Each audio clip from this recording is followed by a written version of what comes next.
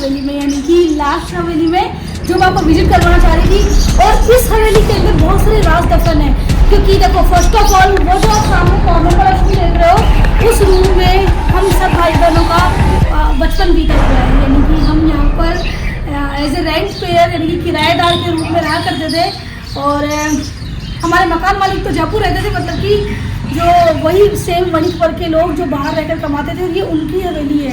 और जनरली राजस्थान में देखोगे कि जितनी भी हवेलियाँ बनी हुई है वो बनियों की बनी हुई है, मारवाड़ी सेठों की बनी हुई है, तो ये भी उन्हीं में से एक है। और ये जो कमरा है, जिस कमरे में हम रहते थे, उस कमरे के जस्ट नीचे कहते हैं कि इस कमरे में खजाना छुपा हुआ है। अब उस खजाने को किसने देखा, किसने नहीं देखा, आई डोंट नो। 200 ये हवेली सबसे पुरानी हवेली है, 200 से 250 साल पुरानी है। और आई डोंट नो कि खजाना है कि नहीं है, बट कहते हैं कि उस खजाने की रक्षा एक नाग और नागिन का जोड़ा करता है। जैसा कि आपने हवेली और किलों के बारे में कुछ मिथ सुन रखे होंगे।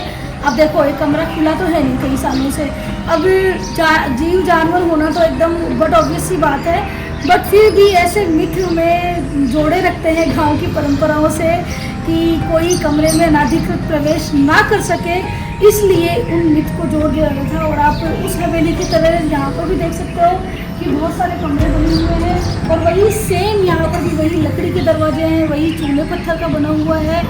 और बट इस हवेली में एक वाइब है, क्योंकि ये मुझसे जुड़ी हुई है। अभी हम इससे ऊपर की तरफ चलेंगे, और ऊपर की तरफ जाने के लिए दो जगह सीढ़ियाँ बनी हुई हैं। मैं बचपन से उस राइट हैंड वाली सीढ़ी का इस्तेमाल नहीं करती, मुझे बहुत ही डर लगता था। आई डोंट नो व्हाई, किस चीज़ की वाइब थी, तो मैं आपको दूसरी सीढ़ी से ऊपर लेकर जाऊंगी।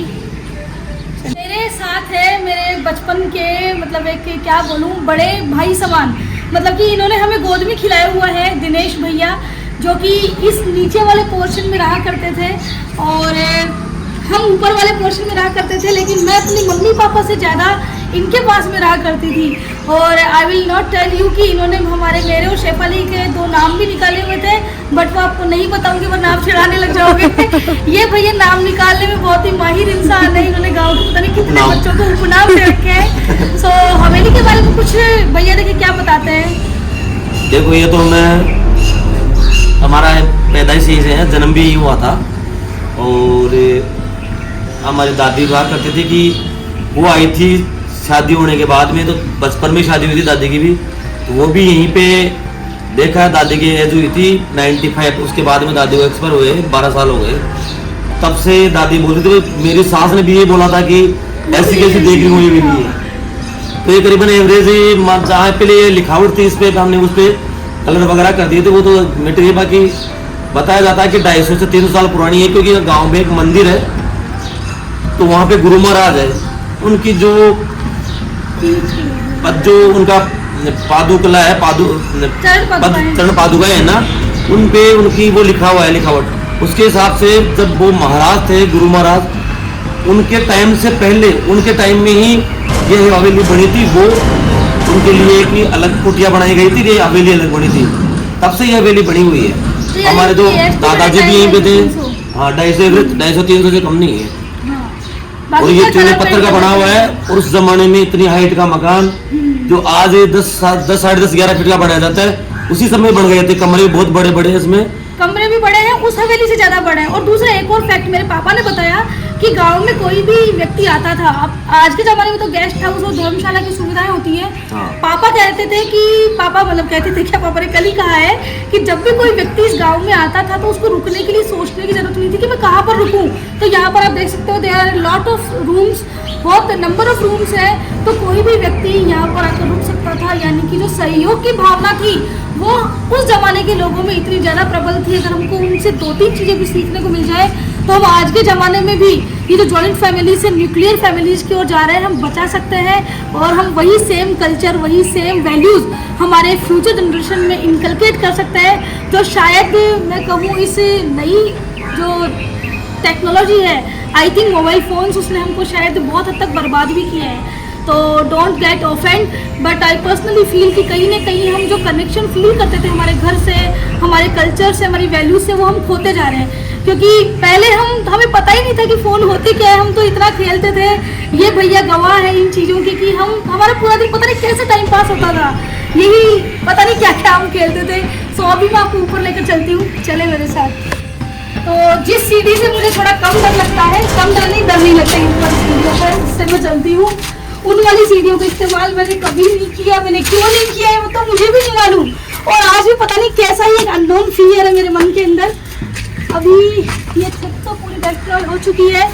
यहाँ पर हम पतंगबाजी किया करते थे, और हमारे साथ में उस कॉर्नर वाले कमरे में एक जैन फैमिली भी रहा करती थी, जो अभी गांव के दूसरे हिस्से में रहते हैं। इस फैमिली से भी हमारा ये कनेक्शन था कि अगर मेरी मम्मी ने सेम सब्जी बनाई है और इन्होंने भी वही सब्जी बनाई है, तो वो मम्मी के पास नहीं खाती थी, इनके पास आकर खाती थी। तो ऐसी हमारी कुछ यादें हैं इस घर से जुड़ी हुई। यहाँ से हम पतंगे उड़ाया करते थे, ये बैठने की जगह दी हुई है, और दैट वाज हमें भैया यहाँ पर पहले के जमाने के रथ रखे हुए हैं, पहले के जमाने की कुछ और लकड़ियाँ रखी हुई है। इसे हम बोलते हैं गाड़ी रखते हैं, इसको बोलते हैं मार्च। अच्छा, ये देखो सूत का बना हुआ है। हाँ। लकड़ी बहुत पुरानी है। हाँ। और इसमें अपन बैठ सकते हैं, सब कुछ कर सकते हैं। गाड़ी पे बैलगाड़ी के लिए था ये। अच्छा, बैलगाड़ी के लिए ये मार्च है, ये भी मार्च है। अभी तक भी ये इसका कहीं पे कोई दीमक वगैरह या कोई भी चीज खराब नहीं हुई इस लकड़ी की। मतलब लोहे और पीतल से जड़ी हुई है। और ये इसका जो सूत है, इसको बोलते हैं अपन जो कॉटन, हाँ। उससे डोरी से बना हुआ है, अभी भी खराब नहीं हुआ ये। वाह। और इसके अलावा अपने यहाँ पे पहले ऊंट था हमारे यहाँ पे, खुद के दादाजी के पास, पिताजी के पास में। ये है ऊंट के ऊपर बैठने की चीज। अच्छा। ये देखिए लकड़ी की है, पीतल से पत्तियों से बनी हुई है। ये भी अब तक खराब नहीं हुई। ये मैंने भी चलाया हुआ है। अच्छा। ये है हल। अच्छा, हाँ, हल। है पहले के जमाने में हल ऐसे ही चलाया जाता था, आज तो ट्रैक्टर में। हाँ। ये है हल, जो कि इसका तो आगे वाला पार्ट हटा दिया गया है। इसके अलावा जो गाड़ी थी बैलगाड़ी, ये है वो बैलगाड़ी, रथ, इसको रथ बोलते हैं। अच्छा, ये रथ है। ये अभी तक खराब नहीं हुआ, थोड़ा बहुत डैमेज है, टायर वगैरह खुल गए इसके। ये अभी भी ऐसे बट फिर भी सी लकड़ी उसी सेम पोजीशन में है, सेम कंडीशन में। इसके अलावा इसके ऊपर रखने वाली छतरी, हाँ, ये इसके ऊपर रखने वाली छतरी है। हाँ। जैसे दूल्हे वगैरह के लिए बारात में जाता था रथ, ये हमारे दादाजी के पास में गांव में अकेला था, जो कि दादाजी इसको, और ये छतरी, वो भी एक छतरी है। अलग अलग दुल्हन और दूल्हा इसी में बैठ के आता था। अच्छा। और वो मार्च जिसको बोलते हैं, हाँ। उसमें बैठ के आता था। काश मैं भी ऐसे बैठ कर आऊं। इसके अलावा हमारे यहाँ पे पहले जो कि बोलते थे पानी निकालने का सिस्टम था, हाँ। चरस बोलते थे, ड्रेनेज सिस्टम। हाँ, चरस, कुएं से पानी निकालने। अच्छा, कुएं से पानी निकालने के लिए इसका जो बोलते हैं, इसको बोलते हैं मांडा वगैरह कुछ बोलते हैं। अच्छा। वो भी यहाँ रखा हुआ, पुरानी जो चीजें है ना, एंटिक, जो उस समय की, हाँ। वो है यहाँ पे। बैलों का जो ये बोलते हैं उड़ा, हाँ। पुराने टाइम का वो यही है। ये मैंने भी यूज लिया है, हाँ। बचपन के अंदर अपने दादा के साथ में। अच्छा। तो दोस्तों, ये हमारे ब्लॉग का सबसे इंफॉर्मेटिव पार्ट था, जो हमें भैया ने जानकारी उपलब्ध कराई। इतना तो मुझे भी नहीं मालूम था। सो एक बार दिनेश भैया को थैंक यू। और आप हमारे आज के कैमरामैन की शक्ल भी देख लीजिए, ये है खुशी, साक्षी मेरी कजिन, और मेरे साथ में था एक मेरा ये छोटा सा बाल है। अब ये कुछ कमरे हैं, ये भी बंद पड़े हुए हैं। ये कभी कभी खुलता था, बट मैं इसको खोलने का रिस्क नहीं लूंगी, क्योंकि मुझे मना किया गया है कि काफी समय से बंद है, तो इनमें कोई भी जानवर मिल सकता है। और बेसिकली सांप यहाँ पर जब हम रहते थे तब भी खूब निकलते थे। So I will not take this. और उस हवेली में आपने देखा था कि कमरे बहुत ही छोटे छोटे थे, लेकिन इस हवेली में इसके विपरीत कमरे बहुत बड़े बड़े, इनका साइज काफी बड़ा है। चलो, एक छोटी सी रिस्क तो मैं ले लेती हूँ अंदर आने के लिए। ये कमरे एकदम बड़ी साइज का है, और बीच में पार्टीशन के लिए, क्योंकि पहले के जमाने में लोग क्या होता था कि उनके पास सामान भी थोड़ा ऐसे होता था कि खुले रखने का शौक था, तो यहाँ पर कर्टन्स लगा देते होंगे। तो एक पार्टीशन है, यानी कि ये कमरे, 2 कमरे हैं, जो कि जिसको एक ही कमरे का ऐसे व्यू दिया हुआ है। और अलमारियाँ पहले इसी प्रकार की बनी जाती थी, जिनको हमारी लोकल लैंग्वेज में बोलते हैं आड़ा, यानी कि जिसको हम हिंदी बोलते हैं ताक। और ये ऊपर भी कुछ बारियां दी हुई है, यानी कि ऊपर भी कुछ सामान आप रख सकते थे इनके अंदर। तो वैसे और ये भी वही चूने का बना हुआ है, एकदम एसी की जरूरत नहीं कमरों में, ना हीटर की, आप आराम से हर मौसम में रह सकते हो।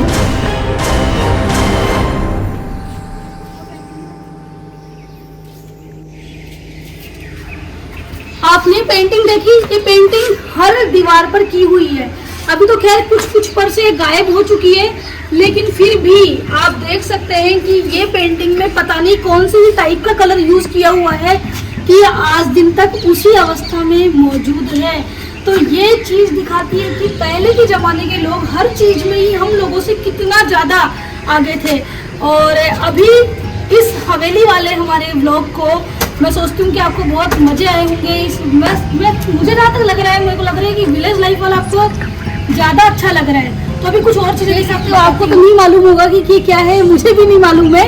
अभी जिन भैया ने हमें जानकारी दी थी, उन्होंने इंफॉर्मेशन प्रोवाइड करवाई है कि ये जो लकड़ी थी आज के 300 साल पुरानी है। मतलब जब हवेली बनी थी तब उतनी ही पुरानी है अप्रॉक्स, और अभी तक भी ये लकड़ी को दीमक नहीं लगा है, इस लकड़ी को कोई खराब नहीं कर पाया है।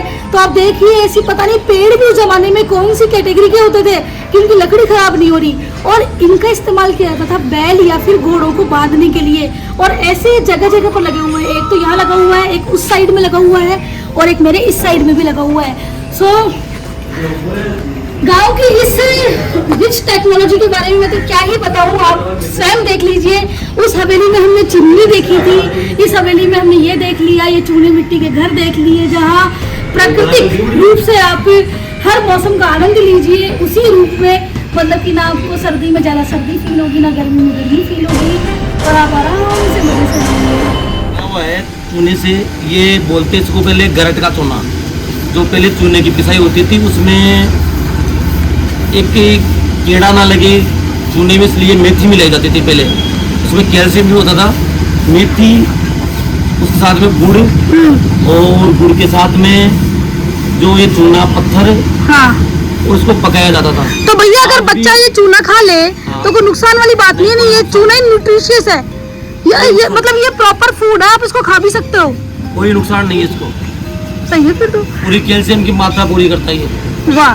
तो हमें भैया ने एक और जानकारी प्रोवाइड करवाई, तो भैया के लिए एक सैल्यूट बनता है, और थैंक यू भैया। बाय।